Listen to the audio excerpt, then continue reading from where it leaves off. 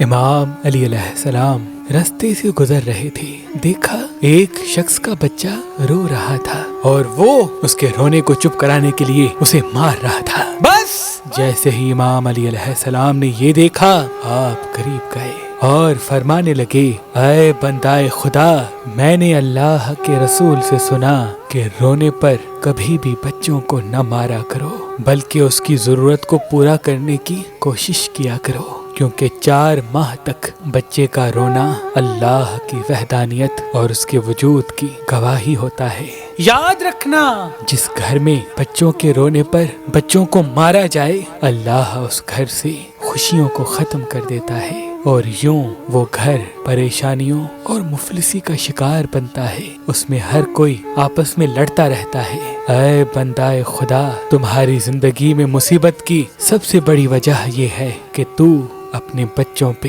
بار بار غضبناک ہوتا ہے۔ اگر تو چاہتا ہے کہ تیری زندگی آسان ہو تو اپنے بچوں کی اچھی پرورش اور اسے خوش رکھنے کی کوشش میں مگن ہو جاؤ۔ اللہ تمہاری زندگی کو خوشگوار بنا دے گا، اللہ تمہاری زندگی کو خوشگوار بنا دے گا، اللہ تمہاری زندگی کو خوشگوار بنا دے گا۔